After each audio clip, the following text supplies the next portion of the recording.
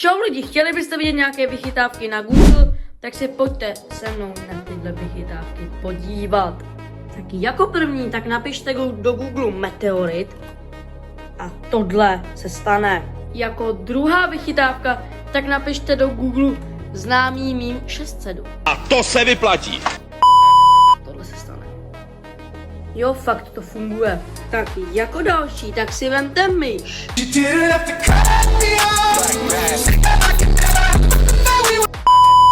Tak a další vychytávka, tak je tady přendávání mezi záložkami. Vy máte tady tu záložku. Normálně vezmete myš a takhle přes ní přejdete. Takhle to můžete jakkoliv měnit podle sebe. A takhle to můžete jednoduše měnit. Tak jako asi to každý zná, ale to je jedno. Napiš do Google emoji kitchen a dej vaříme. Tady si klikneš, třeba tohle a můžeš si vytvořit vlastní emoji. To si vytvoříte vlastní emoji. Skopírováno. Potom napiš do Google tohle a stane se 360.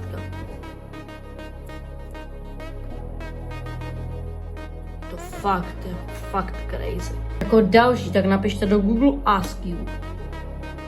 A tohle se stane. Tak je to u toho. Další je Flipcoin. Tady hodit znovu. Padla. Bude Oreo. Pana. To bude Oreo. Pana. To bude zase pana. Orel. Upadla už Markétce hlava někdy? A přijde ti normální tohle, psá debile? Proč by Markétce upadávala vole hlava? A to se vyplatí. Teď jsme tady měli Easter eggy. A teď se podíváme na takovou vychytávku. Tady, jak si uložit nějakou stránku, která je vaše oblíbená. Tak tady vpravo nahoře dáte hvězdičku. Dáte uložit. Teďka tady máte hnedka nahoře.